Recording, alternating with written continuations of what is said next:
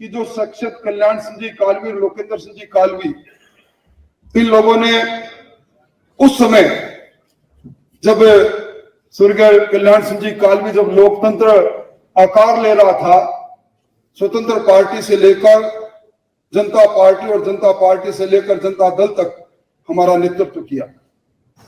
आज इस अवसर पर हम सब लोग एकत्रित आए हैं। निश्चित तौर पर वक्ताओं ने कई बात कही, हमें अपने इतिहास पर गौरव भी है। राव साहब के विद्वतापूर्ण भाषण के बाद कोई लंबी बात रह नहीं जाती, पर एक बात जरूर है, अब हम कब तक अपने इतिहास को लेकर गौरवान्वित होते रहेंगे। एक इतिहास आज लिखा जा रहा है जिसको कल हमारे वंशज पढ़ेंगे। वो इतिहास हमसे जरूर पूछेगा हम किस प्रकार के इतिहास के सिरोधार्य कर रहे थे और किस प्रकार का इतिहास वर्तमान में हम लिख रहे हैं। आप याद करो, राजपुताना से राजस्थान बना 1952 के अंदर, जब 160 विधायक की पूरी विधानसभा थी, उसके अंदर हम 62 थे। और आज जब हम आजादी का अमृत महोत्सव मना रहे हैं तो हम सिर्फ 20 रह गए 200 की विधानसभा में। हम क्यों पिछड़ते जा रहे हैं? किस कारण से हमारी सामाजिक चेतना लुप्त होती जा रही है? हम क्यों सहकार का भाव अपने आप में जागृत नहीं कर सकते? हम क्यों सरदार की भूमिका में नहीं आ सकते? हम क्यों उन सब लोगों को साथ लेकर, इस लोकतंत्र में तंत्र निर्माण होता है लोक से, और लोक सर जोड़ने से होते हैं। हम सब लोगों को साथ लेकर अपने गांव में, अपने मोहल्ले में, अपनी गली में क्यों नहीं हम उस भाव के साथ आगे बढ़ सकते जिस भाव से इतिहास में हमें लोगों ने देखा। अब शत्रुत्व के बारे में कई बातें कही गई, व्याख्या भी की गई। कई बालमुकुंदाचार्य जी ने व्याख्या की, राव साहब ने भी व्याख्या की, पर समय की रफ्तार के साथ हमें कम से कम इस बात का निश्चित तौर पर इस बात के बारे में सोचना पड़ेगा कि आज के मोड़ में हम कहां खड़े हैं। हम राजपूत हैं, धरती के पूत हैं, पर हमारी धरती कहां है? हमारे गांव से धरती को बेचने का क्रम हमारा जारी है। गांव से, जड़ों से हम कटते जा रहे हैं, हमारी संस्कृति से कटते जा रहे हैं। मैं लोकेंद्र सिंह जी कालवी के उस वाक्य को मेरे को जरूर याद आता है। वो कहते थे, हमारा इतिहास है, खून से लिखा है, हजूर हमने इस इतिहास को। और निश्चित तौर पर मुझे इस बात कहते हुए भी संकोच नहीं कि जब कभी भी इतिहास पर हमला हुआ, लोकेंद्र सिंह जी कालवी अपने जीवन के अंदर उस इतिहास के संरक्षण के लिए लड़ते रहे।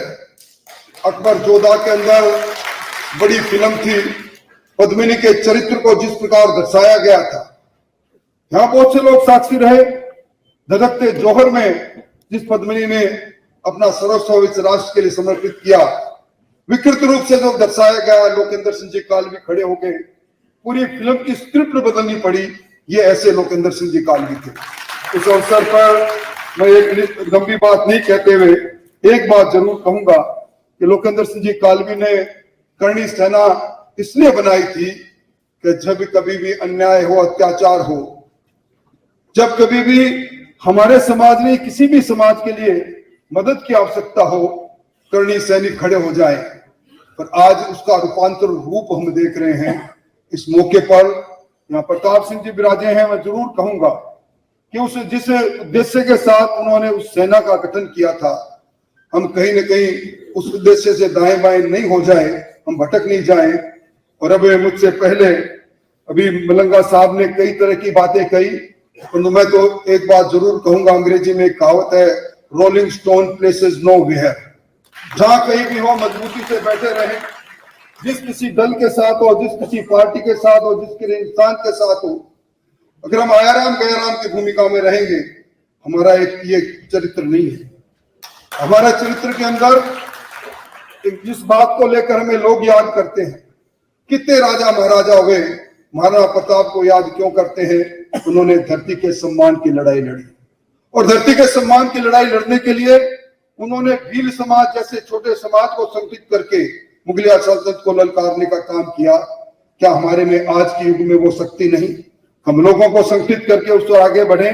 मैं आप सब लोगों को बधाई देते हुए, और निश्चित तौर पर आज जिन लोगों को हमने यहाँ आकर अलंकृत किया है, अगली बार समारोह में हमारे समाज की विभूतियों को हम इसी तरह अलंकृत करते रहेंगे।